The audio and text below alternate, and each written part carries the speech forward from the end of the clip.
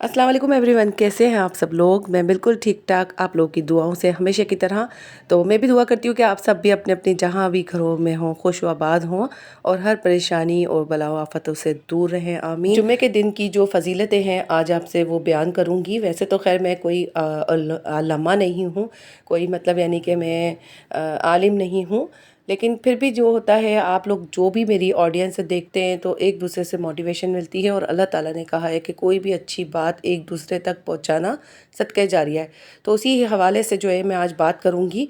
पहले तो आप मैरिनेशन देख लें, जो कि मैं बहुत बार दिखा चुकी हूँ। खैर, चिकन बिरयानी तह वाली बनेगी कराची स्टाइल पे। तो ये वाला जो मसाला है बिरयानी का, ये मैंने लेफ़्ट ओवर जो मेरी पिछली व्लॉग्स गई हैं ना, उसके अंदर मैंने बिरयानी मसाला प्रॉपर तरीके से बनाने का तरीका सिखाया था। तो आप लोग उसी तरीके से बना के रख लें, बड़ा आसान हो जाता है बिरयानी को बनाना।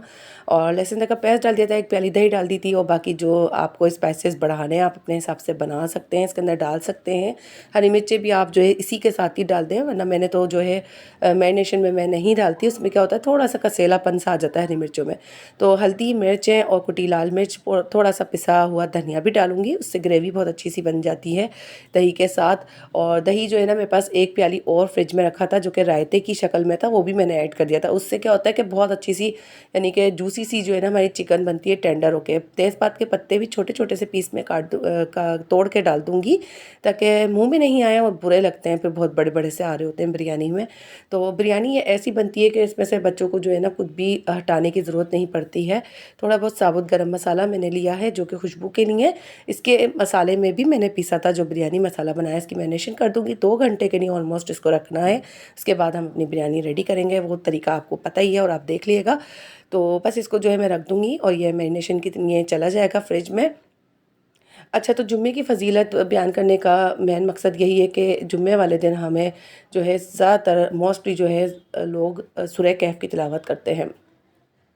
सूरह कहफ के हवाले से मैं आपको बताना चाहूँगी कि इसकी बड़ी ही फ़जीलत है, जो कि सभी जानते हैं। आजकल सोशल मीडिया का दौर है, लेकिन क्या होता है कि बहुत सारे लोगों को इसकी फ़जीलत इतनी नहीं मालूम होती जितनी कि इसकी बयान की गई हैं कुरान शरीफ में, जो कि मैंने खुद तर्जुमे के साथ सूरह कहफ बहुत बार पढ़ी है।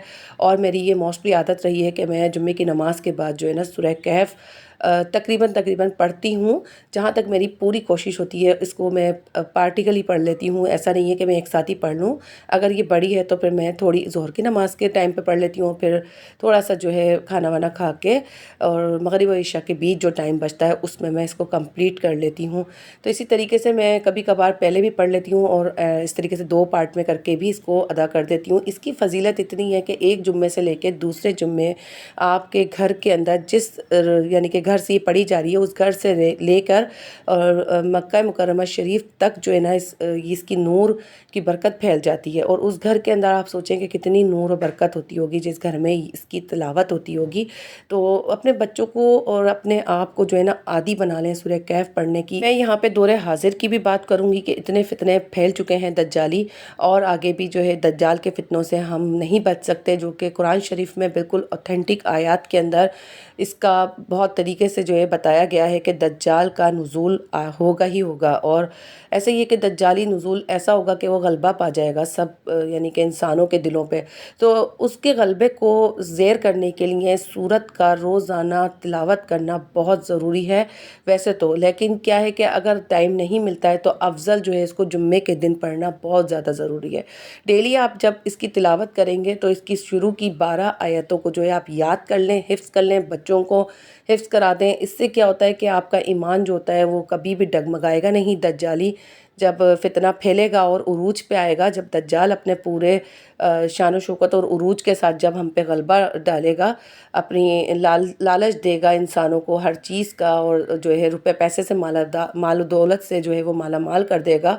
तो उन फितनों से बचने के लिए ना, अपने ईमान को मजबूत करने के लिए सूरह कैफ की तिलावत बहुत ज़्यादा ज़रूरी है। अब जब आप ख़ुद इसको प्रैक्टिकल अपने लाइफ में शामिल कर लेंगे तो आपकी औलाद भी آٹومیٹکلی جو ہے وہ ڈائیورٹ ہو جائے گی کہ وہ بھی پڑھے گی۔ جب ہم خود پریکٹیکل کریں گے نا تو ہماری اولاد بھی جو ہے آگے اس کو فالو کرے گی۔ سب سے بہترین صورت جو ہے وہ سورہ کہف ہے، جو کہ قرآن شریف میں باقاعدہ بتائی گئی ہے کہ دجالی فتنوں کا ایک مکمل خاتمہ ہے یہ صورت، اور اس کو یاد کر لیں 12 آیتوں کو۔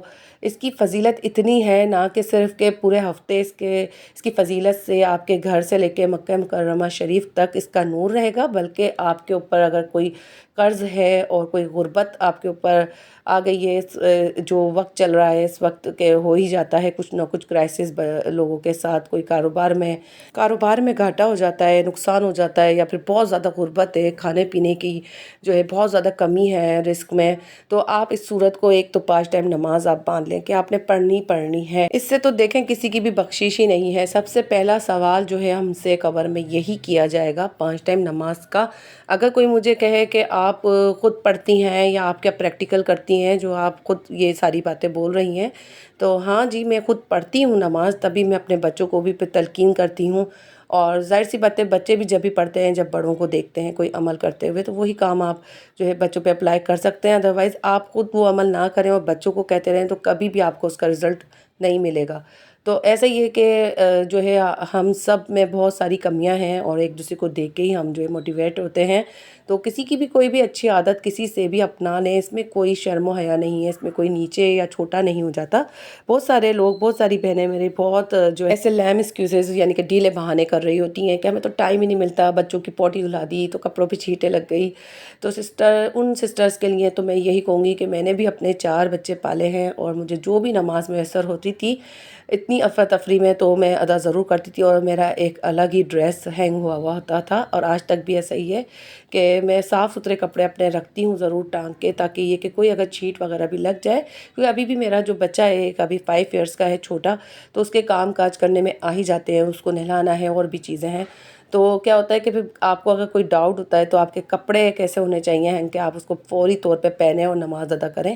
نماز کی بالکل بھی بخشش نہیں ہے۔ اچھا، سورہ کہف کے کیا فائدے ہیں، تو آپ دیکھیں مال و دولت میں بھی جو ہے نا یہ اضافہ کرتی ہے، اور بہت زیادہ اضافہ نہیں تو آپ کو فقر و فاقہ سے بچاتی ہے، آپ کو قرض کی نالت سے دور کرتی ہے، آپ کے دل کو سکون کرتی ہے۔ ایک قصہ میں اس حوالے سے بیان کرتی ہوں کہ نبی پاک صلی اللہ علیہ وسلم کے دور میں ایک شخص روز اپنے گھر کے اندر سورہ کہف کی تلاوت کرتا تھا۔ ایک دن جب وہ تلاوت کر رہا تھا تو اس کا گھوڑا جو ہے وہ خوشی سے جھوم رہا تھا، یعنی کہ اس کو ایسا لگ رہا تھا جیسے کوئی اس کو سکون مل رہا ہو، کوئی وہ یعنی کہ خوشی اس کو مل گئی ہو، تو اس طریقے سے وہ اپنی دم اور اپنی گردن کو جو ہے وہ گھما رہا تھا، جھوم رہا تھا باقاعدہ۔ تو یہ دیکھ کے بڑا وہ حیرت میں ہوا، اور پھر اس کے بعد تھوڑی دیر میں آسمان پہ ایک بادل نے سایہ کر دیا اس گھر کے اوپر، اور یہ دیکھ کے بھی وہ بہت ہی تعجب کرنے لگا۔ پھر اس کے بعد جب وہ نبی پاک صلی اللہ علیہ وسلم کی خدمت میں حاضر ہوتا ہے اور سارا ماجرا جو ہے وہ بیان کرتا ہے، تو ہمارے نبی پاک صلی اللہ علیہ وسلم اس صورت کی جو فضیلت ہے وہ بیان کرتے ہیں۔ وہ کہتے ہیں کہ یہ جو صورت ہے یہ صورت سکینہ ہے، یعنی کہ یہ صورت آپ کے دل کو سکون عطا کرتی ہے، آپ کے دل میں جو ہے قرار عطا کرتی ہے، جو بے چینی ہوتی ہے، پریشانی ہوتی ہے، غم ہوتا ہے، اس کو دور بھگاتی ہے۔ اس لیے کہ یہ اس صورت جو ہے اس کی پوری جو آپ ترجمہ پڑھیں گے تو اصحاب کہف جو تھے وہ دجالی فتنہ اس وقت بھی تھا، اور ایسا ہی ہے کہ اس وقت بھی جو تھے شیطان کے بہت سارے چیلے تھے موجود، جو ایمان سے ڈگمگانے کے لیے لوگوں کو راغب کرتے تھے کہ آپ ایمان چھوڑ دو، ایک اللہ کو نہ مانو۔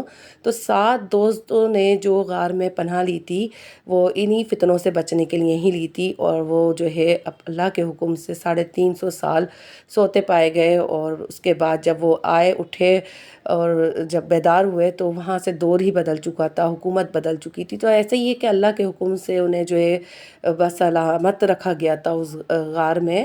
تو سورہ کہف کی اتنی فضیلت ہے، تو آپ دیکھیں اتنا بڑا معجزہ ہوا تھا جو قرآن شریف میں موجود ہے۔ پھر اس کے علاوہ میں نے اتنی ساری اس کی فضیلت بیان کی ہیں، تو شاید آپ لوگوں کے دل میں چھوٹی سی ایک امنگ جاگی ہو کہ ہم بھی سورہ کہف پڑھیں، اس کے کرشمے دیکھیں۔ تو آپ ایک بار کر کے دیکھیں، آپ کے گھر میں سکون رہے گا، آپ کے بچوں میں۔ آپ اس کا پڑھنے کے بعد جو ہے سب سے پہلا تو آپ معجزہ یہ دیکھیں گے کہ آپ کے گھر کے اندر تھوڑا سکون آیا ہے، ہر چیز جو بھاگ رہی تھی ایک بے ترتیب سی آپ کے گھر میں ترتیب آنا شروع ہو جائے گی۔ کرتی ہوں ہوں کہ آج کی ولاگ سے آپ کو تھوڑا سا فائدہ ضرور ہوا ہوگا اور آپ لوگ بھی اس سورہ کہف کو اپنی زندگی میں شامل کریں گے آج ہی سے۔ تو ملتے ہیں نیکسٹ ولاگ میں، جب تک کے لیے نئے آئیڈیاز کے ساتھ، نئی اچھی سی ولاگ کے ساتھ حاضر ہوتی ہوں۔ ثانیہ حمید کو اجازت دیجیے، اپنا اور اپنے پیاروں کا بہت سارا خیال رکھیے گا، مجھے بھی دعاؤں میں یاد رکھیے گا۔ اللہ حافظ، بائے بائے۔